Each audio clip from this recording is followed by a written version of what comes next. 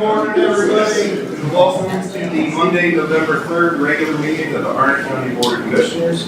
At this time, I'll call the meeting to order and ask Commissioner Eddie Jaggers to lead us in the Pledge of Allegiance and begin. I pledge allegiance to the flag of the United States of America and to the republic for which it stands, one nation, under God, indivisible, with liberty and justice for all. Pray. Heavenly Father, Lord, as we call on you this day, we are thankful that we could come and meet today, Lord, to be about the county's business. Lord, we just ask that you would direct us and guide us, Lord, to do the will. Lord, we just ask that you be with us and keep us safe. We ask these things in your name, Lord. Amen. And if everybody would continue to please stand for the Harnett County Heroes Remembrance presentation.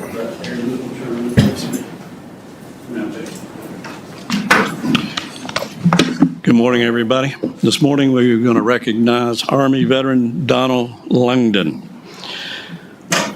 Donald R. Langdon, Private First Class, Bronze Star with the V device for valor. For heroism in connection with ground operations against a hostile force in the Republic of Vietnam. Private First Class Langdon distinguished himself by exceptionally valorous actions on 5 August 1970 while serving with Battery A, 1st Battalion, 82nd Artillery. On that date, the battery was in its night defensive position at Calm Duke when it came under full-scale enemy sapper attack. Reacting immediately to the urgency of the situation, Private Langdon unhesitatingly rushed to the nearest fighting position. In the initial exchange of fire, he was seriously wounded, but refused to seek medical attention. Overcoming the pain of the injury, he placed devastating volumes of fire, small arms fire against the insurgents from his vulnerable position. Refusing to succumb to the critical situation, he continued to fusillade and effectively repulsed an advancing enemy from the area. During the lengthy battle, he maintained his accurate fire until the insurgents were completely routed. Through his timely and courageous actions, he contributed greatly to the successful defense of the friendly position. Private First Class Langdon's personal heroism, professional competence, and devotion to duty are in keeping with the highest traditions of military service and reflect great credit upon himself, the Americal Division, and the United States Army. Donald, we have a certificate of recognition for you this morning. The certificate is proudly presented to Donald R. Langdon on October 14th, 2025. Your name and citation that appear on the Harnett County Wall of Heroes and will remain so forever as part of the history of Harnett County is being duly recognized for your act of heroism while serving in the United States Armed Forces. We as a county come together to commend you for your actions and dedications to our great nation.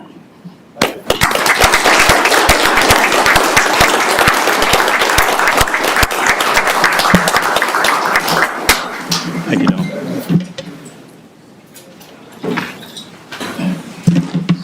Appreciate it, sir.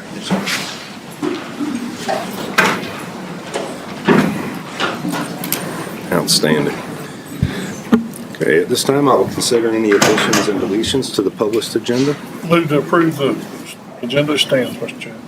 Second. A motion and a second to approve the published agenda. Is there any further discussion? All those in favor, please say aye. Aye. Any opposed? Agenda stands, Madam Clerk. Do I hear a motion for the consent agenda? So moved, Mr. Chairman. A motion and second to approve the consent agenda. Is there any discussion? All those in favor, please say aye. Aye. Any opposed? Carries unanimously as well. Now we will do a recognition of the 25 Governor's Award nominees. Ms. Charlotte, if you would come forward, please. Good morning, Mr. Chairman, Commissioners, we're here this morning to recognize individuals that was nominated for the 2025 Governor's Award in Harnett County this year. We had a total of 4, but only 2 of them are able to be here. So, Ms. Lori Troy. Good morning, Commissioners. I am honored to recognize. First of all, my name is Loria Troy. I am with the Mid-Carolina Workforce Development Board, and I am honored to recognize Daniela Torres Lopez for her exceptional perseverance, leadership, and personal growth through participation in the NC Works Next Gen program. Despite challenges, Daniela has shown remarkable determination in pursuing both her high school diploma and her post-secondary education goals. Through dedication, she has developed strong communication, leadership, and social skills. During her work-based learning experiences with the Harnett County Department of Social Services and the NC Cooperative Extension Program, she has demonstrated outstanding initiative and growth. In her paid work experience with the Cooperative Extension, she led the development of the STEM robotics activities and facilitated a STEM workshop for young girls at Simply Girls, a nonprofit in Dunn. Daniela's achievements reflect her unwavering commitment to excellence and serve as inspiration to her peers and the broader community. We are proud to celebrate her success as a shining example of what can be achieved through the NC Works Next Gen program. At this time, we ask Daniela to come forward.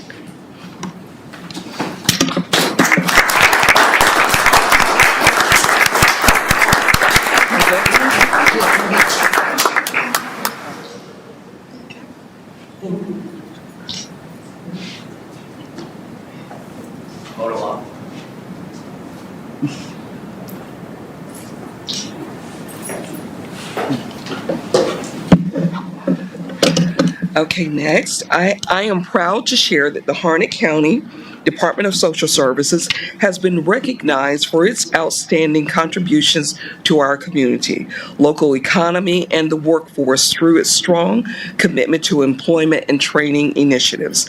For many years, DSS has partnered with the NC Works Career Center to create a seamless system that connects residents to meaningful employment and training opportunities.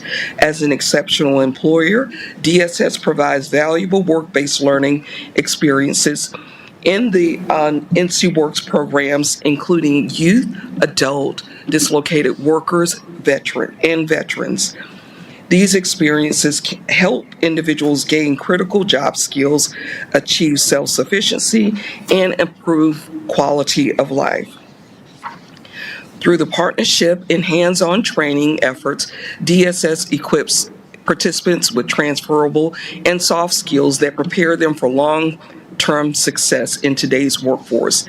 The agency continues to collaborate with the community organizations to meet customer needs and strengthen our county's workforce. This recognition truly reflects DSS' ongoing dedication to the community engagement, workforce development, and improving the lives of Harnett County residents. At this time, we would like for Mr. Paul Polinsky to come forward. Okay.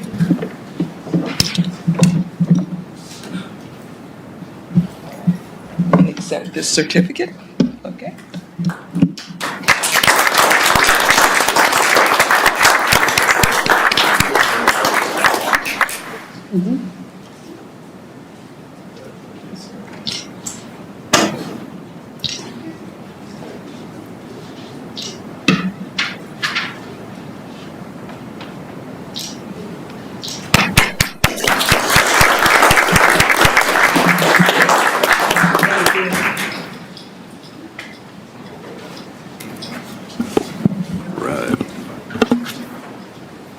Now, this time, we're going to do a presentation of Adoption Awareness Month and Day of Proclamation. Month and Day Proclamation. Okay. Commissioner Matthews, if you would do the honor, sir. We'd have Social Services come up as well, please.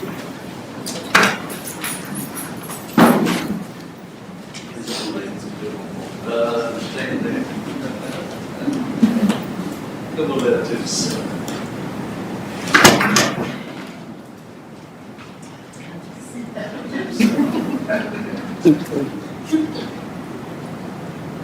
It's my privilege this morning to represent the board to present this 2025 Adoption Awareness Month and Day proclamation.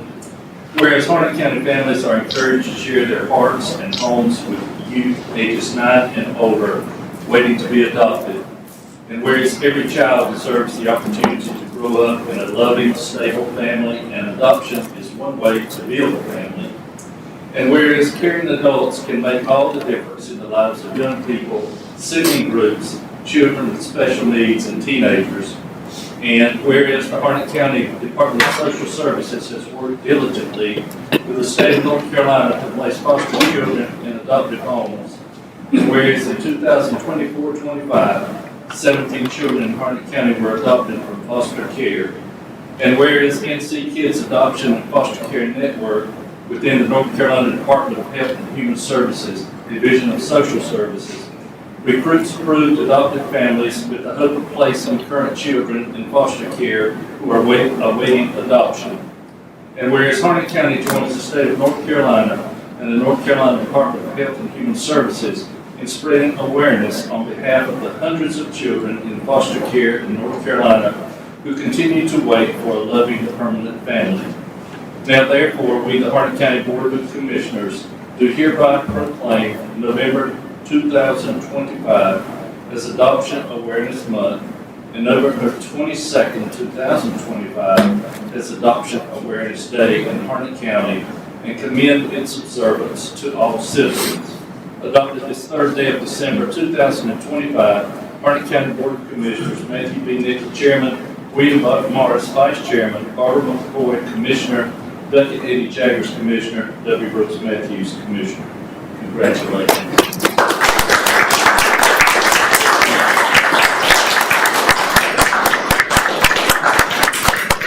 Commissioners, y'all calm down. Join this group for picture of the group.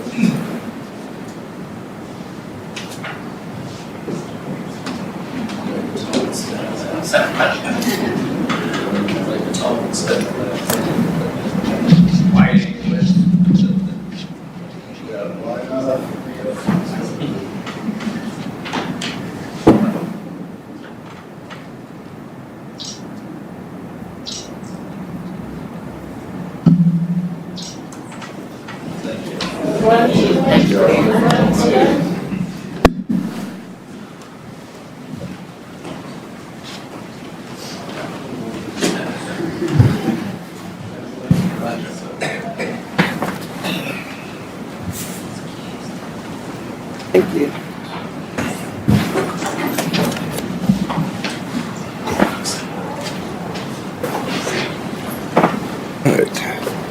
At this time, I'll open the floor for public comment period. Period will consist of 30 minutes. Each presenter will have 3 minutes to present.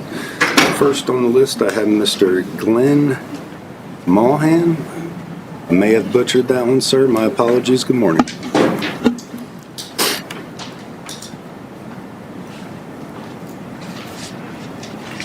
Good morning, Commissioners. Good morning. Good Monday morning to everyone else here. My name is Glenn Maughan. I live at 230 East Lillington Street in Angier. Been there for about 11 years. Speak this morning to bring the past into the present, specifically about Cornelius Harnett and Alexander Lillington, our namesakes here in this county that served America before America even existed back in the Revolutionary days. I'm asking that a liberty tree is selected, could be right out in front of our building, very easily with a couple of plaques perhaps, list of accomplishments for Mr. Harnett, Mr. Lillington. A number of other things needs to be cleared up, for example, birth dates. Mr. Lillington has none that I can find. And death date as well. There's some confusion as to Cornelius Harnett's birthday as well, whether or not he was born April 10th or April 20th. But all of that aside, the list of their accomplishments truly shows that they were patriots here in and around North Carolina. I noticed that downstairs we have these beautiful recognition of folks that have served the county very well. Wall of honors. If Alexander Lillington doesn't get on there, I don't know why not. Military guy, led troops into battle here in North Carolina and served the state very well after his retirement. Cornelius Harnett helped with the Halifax Resolves that is on, the date of that is on our state seal. He also signed the Articles of Confederation, which would be a nice addition to the Declaration, the Constitution that is also outside our building. The Articles of Confederation are the first piece of paper in America that actually lists the name United States of America. No other document did that before the Articles of Confederation. Lastly, with this 1 minute going, you have item 10 on your list. It'd be nice to see Cornelius Harnett on the name of a Navy ship and not just Harnett County, and give his name a bit more recognition. Thanks for your time. Have a great day. Thank you, sir. You as well. Next, I have Mr. Larry Mitchell. Good morning, sir. Good morning. My name's Larry Mitchell. I live at 478 Century Drive in Lexington Plantation in Cameron. Good morning, Commissioners, County Manager. Last Saturday, we had Solid Waste conduct a event of collecting hazardous waste, and I dropped off some of my material and stopped and talked to some of the employees that work out there. These employees had a sense of purpose and were mission oriented to help our environment collect all this stuff. And most of you know I'm a volunteer picking up litter. And you know that the litter sweep is over for October, but I still have Keep Harnett Beautiful program still going on 12 months a year. A lot of that material we find on the side of the roads. There's approximately 147,000 citizens in our county, and of that, there's approximately 16,000 vets. Our county is a hero to our vets. Many services are provided. Some examples are Register of Deeds. They have the Thank a Vet program, and also provide fraud detection notification services. We also have Operation Green Light ongoing now on the 4th to 11th. Ask citizens to put a green light bulb on their porch and show recognition for veterans. Our veteran services downstairs. We have Director Truesdale, an Air Force veteran. We have Assistant Director Amy Knoll. She's a Navy veteran. Outstanding team downstairs that provides services to us veterans. Veterans Day is on the 11th of November, 11 a.m. at the Veterans Park. Ask all citizens to participate. We also have the Veterans Parade on the 8th of November, 9 o'clock through 12, and VFW Post 6722 is hosting it. The Veterans Treatment Court. That's an outstanding service, and everybody should recognize them as a service to our active duty that get in trouble with the law. VTC works with military service veterans with a substance use, mental health, or co-occurring disorder. There's 14 states that have a Veterans Treatment Court, and Harnett County is District 12. So I'd like to make sure that we support their program in helping us veterans. Again, I'd like to thank everybody, and when you look at the budget for FY26, please be helpful to the veterans of our county. Thank you very much. Thank you, sir. Next, Mr. Alan Longman. Good morning, sir. Hello, my name is Alan Longman. I'm from 234 Hamilton Road, Bond Level. The reason I wanted to speak today, well, one reason is that Cornelius Harnett history is a little bit different than that. He was a libertarian. All of them were that were at the Continental Congress. And also that the Articles of Confederation were dropped because in their meeting, which were always unanimous, there were no opinions left open in the Constitution and Continental Congress when they made decisions, that they could not find one single successful confederacy in the history of the human race. And that's why it was unanimously dropped from record. And that's why they pursued a different course. The other thing I wanted to talk about is the 5 minutes for the meetings, for people to talk and to change the time to 6 p.m. where every type of person can come to the meeting, not people who are just retired. To get the youth to come, they should be asking kids to come down and represent themselves from the high school, to come in and talk and have the practice of talking and saying how they see the world, because it's their future that you're going to be representing. The other main thing I wanted to talk about was the water. If you're going to make water plants and you're going to improve them, please improve the water plants so they're not dangerous. They're extremely dangerous with the materials that are coming out of there to the public, especially pregnant women and children, that the standards that they way past surpass being dangerous are for adults and are very devastating for that of children, especially developmental. Cadmium, for instance, is extremely dangerous for kids' brain development. So if you're going to have a waste plant made, there are new sciences out there that could easily and not so much cost that they're doing in Europe that can actually clean the plastics and the dangerous chemicals out of the water and have this part of your plan. People should be buying water that is safe to use, drink, and wash with. As it is now, you don't have that.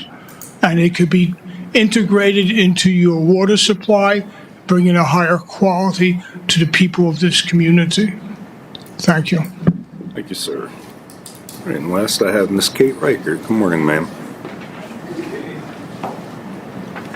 Good morning, Commissioners. My name is Kate Reichert. I live at 6711 River Road, Fuquay-Varina, North Carolina. Last year I was a candidate, and so I worked the early voting polls every day. I have a sense of just how many people really use early voting. Sometimes it was extremely boring. There were, really boring, like maybe 100 people came that day. It did change toward the end as we neared the real election day.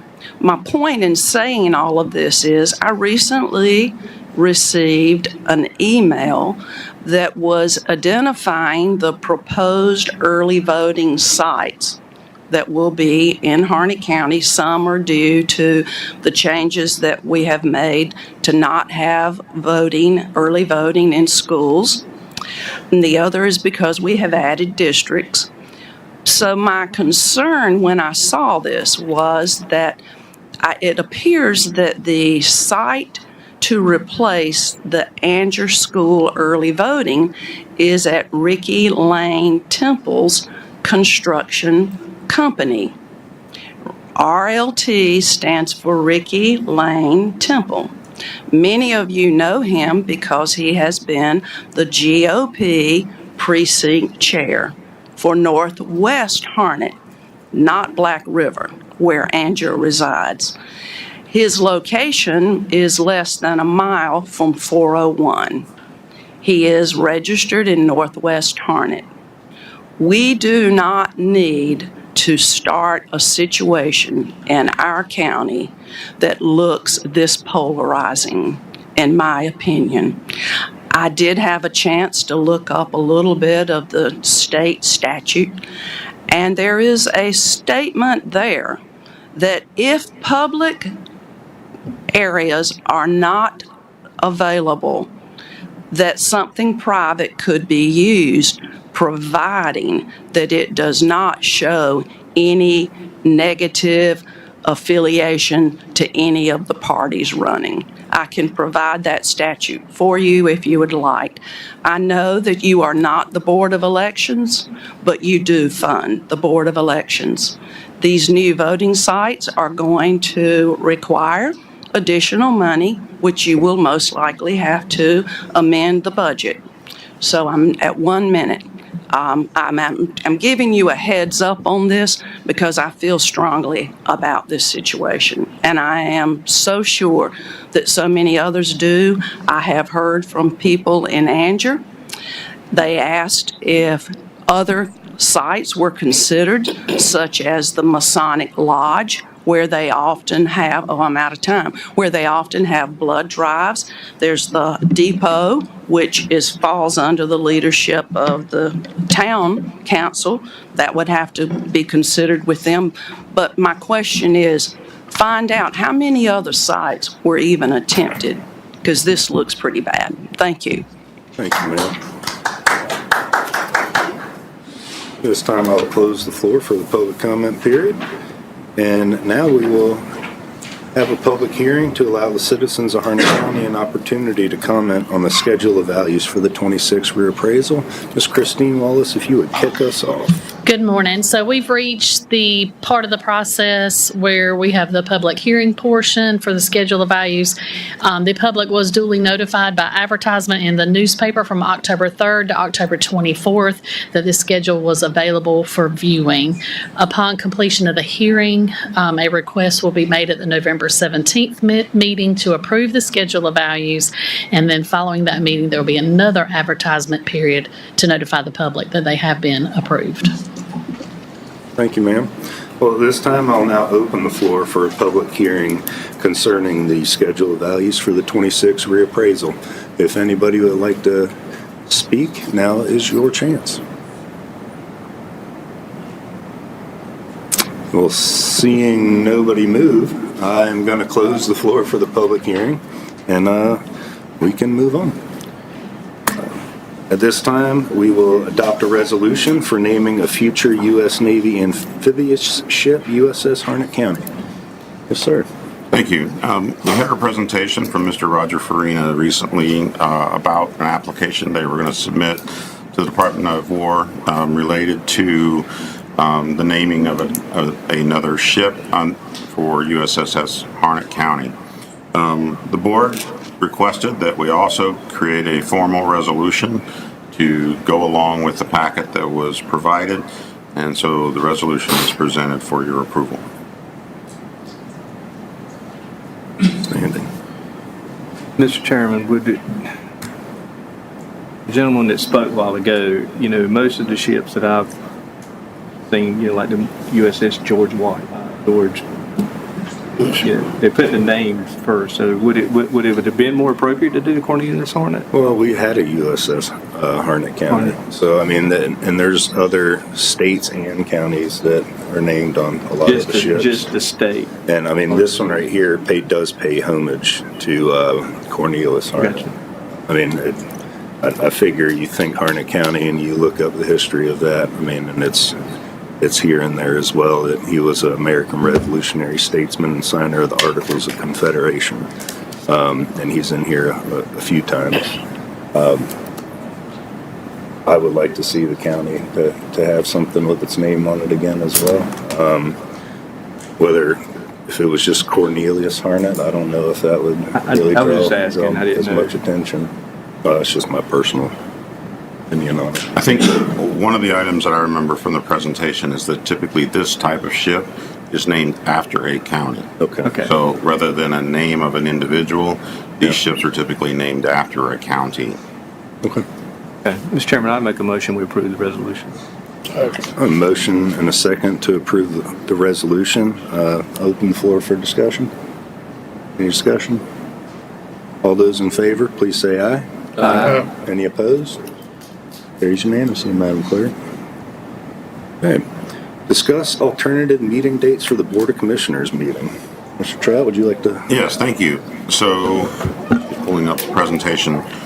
So, we finished the survey, we closed the period, and from that information, the background, requested that we look at how we currently meet and whether the public would like to see changes. Through the survey, that was closed on October 24th. The survey was shared on the website, newsletter, and various other items. And the next one. So the results. The question of would you be interested in the Board of Commissioners moving an additional meeting each month to the evening? It was 53% yes, 46.79% no. So just barely a majority have requested that there be an additional meeting. From that, then we also asked the question, which meeting would you like to move? And the predominant answer was the regular meeting, which takes place on the first Monday of each month, was the predominant request. So with that, though, we have to take into consideration a couple of conflicts. Our Harnett County Planning Board meets on the first Monday of each month, and also the Harnett County Board of Education meets the first Monday of each month. So if the desire was to move that morning meeting to the evening Monday, we would probably recommend that it be a different day of the week instead of Monday the first week. And one of the work session meetings could be moved to the evening, and also look at potentially removing a meeting date was also an option that we could consider. Some of our neighboring counties only have 3 meetings a month or less, depending on how much business they have. So that's the information, and look forward to hearing from the board as to how you would like to consider. We do need to have a decision soon because we need to create statutorily. We have to approve when we are going to, or when our meetings will occur by the 1st of December. So we need to bring back before the board by at least the November 17th meeting a recommendation with a list of when our meetings will occur for the coming year. Mr. Chairman, I've been looking at this, because I was the one that asked about it, but what I'm gonna make a motion so we can have a discussion, but I wanna make a motion that we change our meeting schedule to 3 meetings a month. All 3 meetings would be voting ability meetings. 2 of the meetings would be public comment. The first Monday like we do now, would be the daytime meeting. The second meeting would be a work session. The third meeting would be at night, and it would be a voting meeting also. Mr. Chairman? I will second that and then open the floor for discussion. That's what I want to say. Well, I have, really doesn't matter to me because I don't live that far from here. But I do recognize that we need to have a report from the planning board. And I recognize the fact that some of the citizens will be going to the school board meeting. So why are we going to upset the apple cart? We're not. His motion was actually to keep this morning Monday meeting just the same that it is, because it conflicts with the 2 other boards meetings. So we're going to keep that the same. We're going to make all of our meetings now voting meetings, only drop them to 3 meetings. So we're going to be cutting a meeting, but still keeping the public comment for the morning people who cannot show up in the evenings for the first Monday, and then the third Monday for the evening meeting in the week. That's a regular meeting. We're going to be it's going to be a voting meeting or a public comment period for those that can then speak. So that way we're not disrupting the public comment period at all. The only real thing that we're changing is dropping a meeting and adding every meeting voting meeting. That way we don't have things that just table over till next week. It's something that we can handle right then and there, which I believe the school board and the other boards do as well. Well, if the board approves this, I'm not gonna object to it, but I don't want any changes in our meeting if it affects the participation of the public. And we do need to hear from the two other committees, school board as well as from the planning board. So if that's not disturbed at all, I don't have a problem with it. And that will not be disturbed, and we're not messing with any public I comment. really don't see the need for changing. You knew what it was when you ran for county commissioners. I don't see the need for changing, but if that's what the board wants, that's what I'm gonna go along with. You knew what the schedule was when you ran.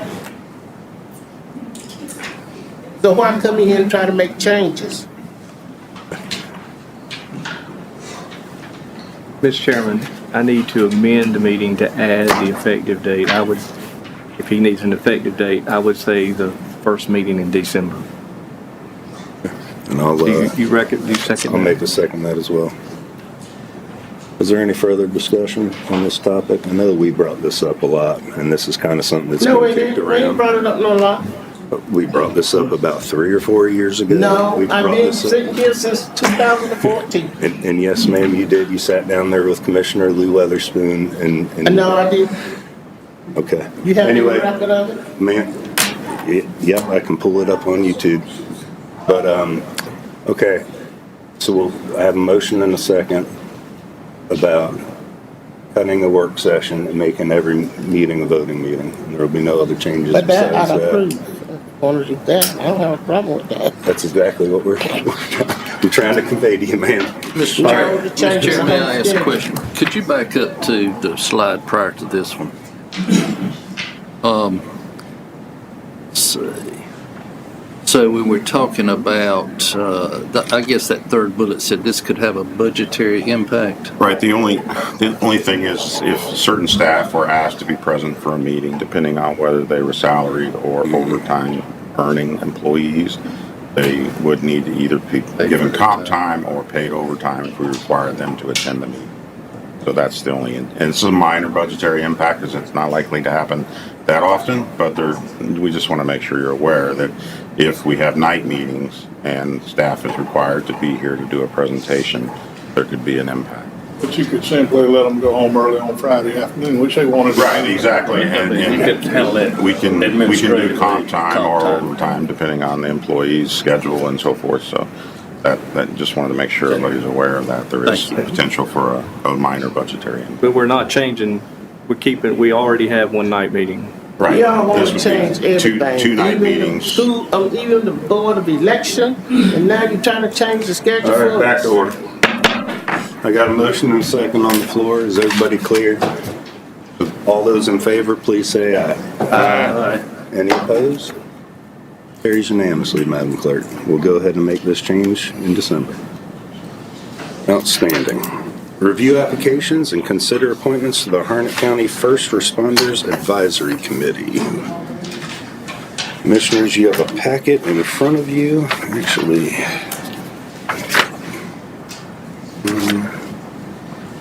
Mr. Chairman, I gave Mr. Trout some information this morning that we might want to leave this Emergency Services Advisory Committee open for 2 more weeks. That way the rest of the applications can get in. is there any opposition from the board for the request from Vice Chairman Morris to hold this open for 2 more weeks? Because I've been trying to get somebody to fill out paperwork, and it's real hard to get some veterans to get on there and knock it out. Pleasure of the board to hold this open.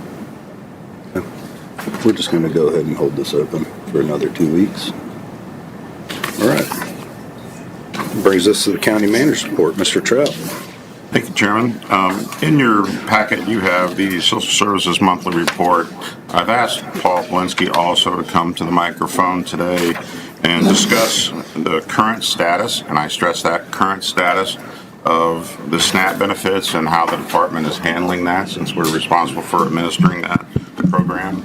And due to the government shutdown, things are kind of in flux related to that. Yes, sir. I thought we'd have more information. They were supposed to send a Dear Director's letter out Friday afternoon from the DHHS, but as of this morning, I've not seen that. Just a few bullet points I want to talk about as far as the federal shutdown. Due to the federal shutdown, food nutrition benefits will not be issued for the month of November. That affects over 8,200 households in Harnett County, which is over 17,400 citizens. However, during the shutdown, it does not really change anything as far as the workflow at DSS. We'll continue to take food nutrition applications and we'll process them as normal. Once the government is open back up, the benefits for November will be retroed back. So no one would actually miss the amount of benefits that they were able to receive. Clients can continue to use their EBT cards if they have benefits on those cards. Information has been posted on the county website, social media, our website, about how you can go online and check to see what your balance is on your EBT card. Also, the back of the card has a 1-800 number that individuals can call as well. Like I said, we put information on our website, social media, our lobbies, our TVs in our lobbies. We've given all of our employees in our department a script to read about the shutdown if individuals ask what is happening.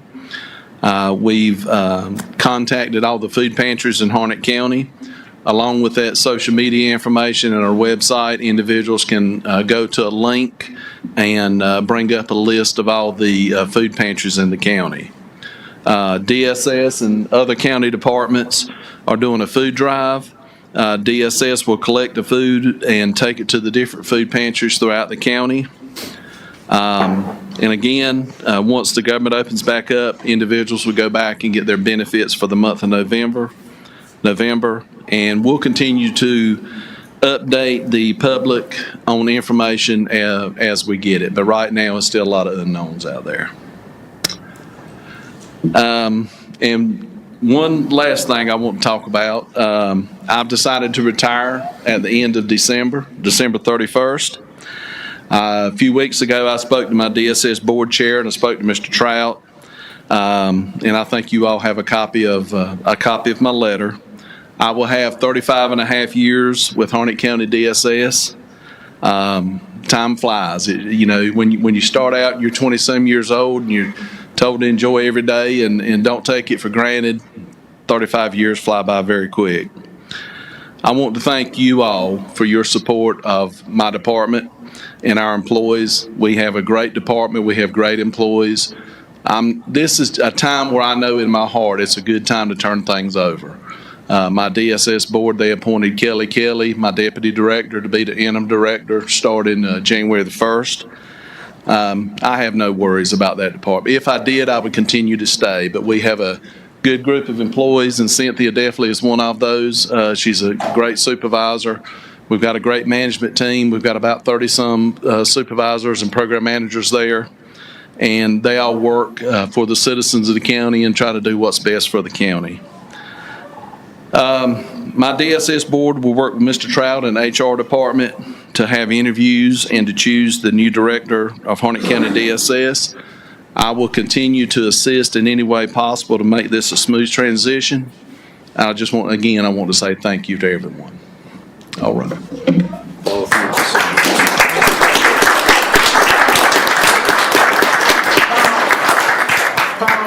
Paul. You're not done yet. You're not done yet. I would like to say I've worked with you. Lots of improvement from day one. You all have done an outstanding job over there at the Social Service Department. Hate to see you leave, hate to see you go, but I realize when it's time to go, it's time to go. Yes, ma'am. And I appreciate you. I appreciate all the work you have done for the citizens of Harnett County. Just want to let you know that personally. Also, I might have missed this. Where are you going to be collecting the food? The different departments are collecting the food. We're collecting food. Each county department that wants to participate is collecting canned goods. And we've sent an email out to the exchange users, and once they collect their food items, then we'll send an employee over to pick those items up, and then we're going to take all that food to a couple different food pantries. We're going to try to, I know the one out in Western Harnett, 5 and 2, I know they are short. One of my board members volunteered, Miss Deborah Lee, volunteers out there, and she said they're short. So that's one area we're going to hit. Then we're going to try to bring the other, like to the Harnett Food Pantry here in Lillington. But we will help deliver that food. Well, I appreciate that. I appreciate the work that you're doing because regardless of what a lot of people think, there's a lot of need in this county. So thank you. Yes, ma'am. I appreciate you. And God bless you. All right, thank you. I need that. Thank you very much. All Mr. right. Chairman, if I may, Paul, I also would like to thank you for your service to Harnett County and the citizens of Harnett County, and wish you well in this next chapter of your life. I would like to get back to the SNAP discussion, though, about how much per month has Harnett County expended to our citizens who receive these benefits? You mean dollar amount? Dollar amount. I would have to look at that. I mean, that's not a figure that I had together, but I can look at that, send it to Mr. Trout, and then he can forward that to you all. And I certainly appreciate the efforts to collect food items and non-perishable food items and support our food banks. I guess my question would be, do we have no way in a contingency effort to assist some of these families during this time? If so, once funds are retroactive, is there any way to recoup any of that? If there is, I don't know. Those are the things that are going through my mind. The issue that we have is the money comes from the state, which gets it from the federal government. Right. There really isn't a way to push that back to us to cover anything that we were to advance at this point. So it's not something that we can do. The only thing that we've done, which we had received some state money through a state grant, and we pushed that money out to some of the food pantries recently. But my understanding is they've actually gone through that money that we recently gave them based on the needs that they had. And we are looking at the possibility, if there are any funds that we know someone that had received a state grant that did not intend to utilize it, if they're willing to write us a letter saying they're relinquishing their funds, then we could reallocate that. That was the next thing I was going to ask, is if we advance these funds, couldn't we get them back when the government opens back up? We won't. Well, I Because the appreciate funds go directly. Funds go directly to the individual. On their card, yeah. They go directly to their EBT card. Right. Okay. And So it's not controlled out of your office, right, in the state? No, sir. Right. And you can always donate to the food pantry of your choice. You can personally donate, because I do that myself. I appreciate that update. I guess I would just like to say, if there's a way that we can, through any contingencies we may have, supplement our food pantries during this time, I would be in favor of that. We'll look at it. Thanks, sir. Thank you, Paul. Okay, Chairman, want to report, last week it was brought by Citizen Kate Reichert related to a fiber optic cable that was cut. Did the research with the help of HRW Director. We called for locates for that particular line prior to doing the work. Ripple Fiber did not do the locates. We gave them the appropriate amount of time for them to do those locates, and they did not. Once that time frame has passed, if the locates are not done, we're allowed to go ahead and dig. And we did. That line was a very shallow line, less than a foot, and so of course it was hit as we began to do that work.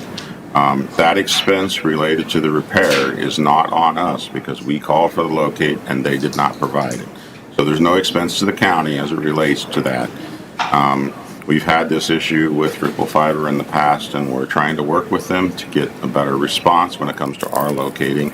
And we know those rules very well because obviously anytime any contractor's bidding, doing any type of work, we have to do our own locates for our water line and sewer lines. So that's a report as to the issue. It was properly called in and not located, and we needed to do the work, and that's how it occurred. Third item, reminder that our next meeting is actually Wednesday, November 12th, since our normally scheduled meeting would have been on Veterans Day. We moved this meeting to November 12th on Wednesday in the morning. I do need a motion to approve the budget amendments. Motion to approve the budget amendments presented. Second. A motion and a second to approve the budget amendments as requested by the finance officer. Any discussion? All those in favor, please say aye. Aye. Any opposed? Budget amendments carried. Also need a motion to authorize the chairman to sign contract amendments exceeding the manager's signature threshold. Motion to approve. A motion and a second to approve, to authorize the chairman to sign contracts and amendments. Is there any discussion? All those in favor, please say aye. Aye. Any opposed?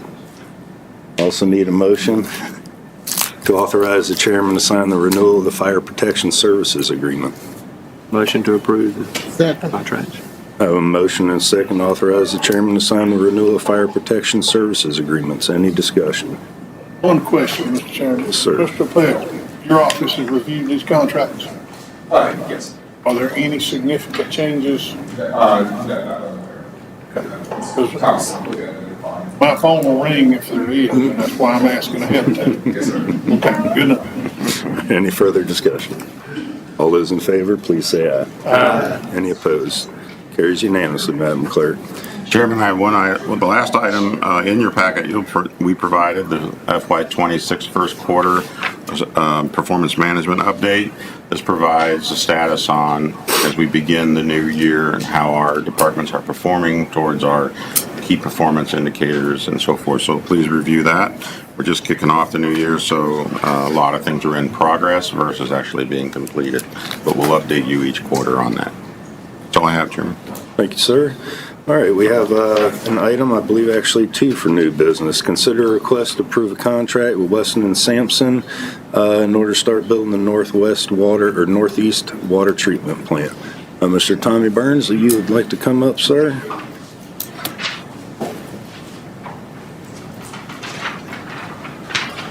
Good morning, Commissioners. Good morning. Congratulations, Paul. Well deserved. Before you is a request to approve a contract with Weston and Sampson Engineering. They were the firm that was selected to do the engineering design on the northeast water treatment plant in Irwin. We went through the procurement process and interviewed about 3 or 4 different firms. They're the most qualified, probably on the basis that they have the most knowledge of our system of any of the companies that submitted. And so we would like to go into a formal design contract with them at a later date as well. But this is to get the preliminary engineering reports done. We've already completed the environmental studies on the property, the boundary surveys, and the wetland studies. And this would be the technical engineering, river surveys and things like that to go ahead and keep this project moving forward. We're on a compressed time frame on that and would like to continue moving with your consent. Be happy to answer any questions. Questions or comments for Mr. Burns? Mr. Chairman, I'm ready for a motion. Move to approve. Second. A motion and a second to approve the contract with Weston and Sampson for the northeast water treatment plant. Is there any discussion? All those in favor, please say aye. Aye. Any opposed? Carries unanimously, Madam Clerk. Thank you, Commissioner. Is there any more new business to come for the board? Yes, sir, Mr. Chairman. I would like to make a motion that we have Harnett Regional Water put a water and sewer line from St. Matthews Road in Irwin to the Dunn city limits, about 450 linear feet. In the interest of economic development, there's some issues there. We're going to require water and sewer. Have a motion? I would second that motion for discussion. All right, I have a motion and a second to add a water line in Irwin. If you'd like a better discussion. if you'd like a better description, it would be from St. Matthews Road to approximately the Dunn city limits on the southwest side of US 421. Is something you're tracking, Tommy? Got it all? Everything will be good? Well, you've been out and made a site visit already. We've measured it and we've met on site. Is that approximately 450 feet an accurate representation? I don't want to mislead you about it. Any other discussion? All those in favor, please say aye. Aye. Any opposed? Carries unanimously, Madam Clerk. While we're on the topic of water and some lines, and I got Mr. Burns here, is it possible for you to come up and maybe give us a little background on kind of what's going on with Anderson Creek? I know that they've had some issues with capacity down there, and I'd kind of like to figure out what is needed in order to kind of remediate the issues. So right now, we have a sewer capacity study that's underway. Freeze and Nichols is doing that, and they're looking at that whole area.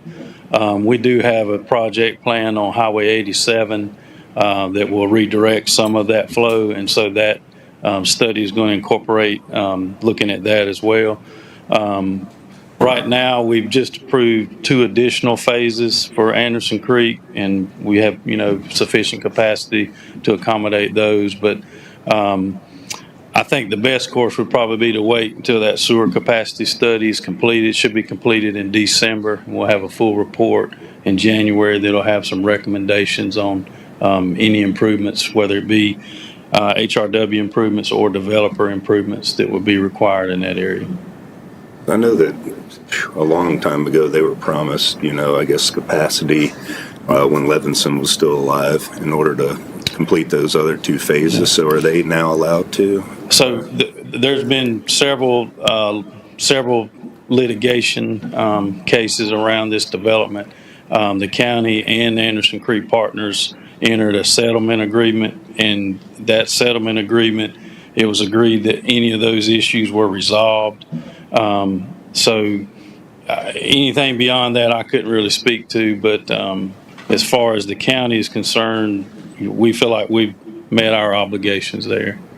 One thing that I've noticed, and I want to credit Mr. Burns and Mr. Byrd for this, since they've been in office, they have been over backwards to try to make things work and are continuing to do so. A project of that magnitude, as you know, we won't stay on top of it. We depend on you to do that. Sure. So, and I have nothing but praise for y'all. Like there's about 2,000 more lots available. It doesn't affect any farmland. So I'm open for all ears at the band. Sure. Y'all have a plan. If you think you'll have an ironclad plan the 1st of December or shortly thereafter. And I mean, honestly, there's also a lot of economic development that's going to be starting to go out that way as well. So I just want to make sure that we have the capacity there. So when this rolls along, we're not missing out on an opportunity. So they're looking at like that whole basin right there from Ray Road and Overhills Road. And then, we're doing some improvements along 87 that will improve and redirect some of the flow that'll take it off of Anderson Creek upstream. So we'd kind of like to get a better handle on that whole area study before we move forward on any, big recommendations on improvements. Could I ask a question? I know we had a lot of open litigation over there in that area with the water department and all. We don't have any now, do we? No, everything's been settled, and the settlement agreement addressed any ongoing issues, and as far as HRW is concerned, there shouldn't be any issues going forward because we've done what we've promised that we would do under the terms of that settlement. Mr. Burns, let me ask you one more question, if I might. When all the litigation was going on, the leadership in that community at that time has since passed away. Yes.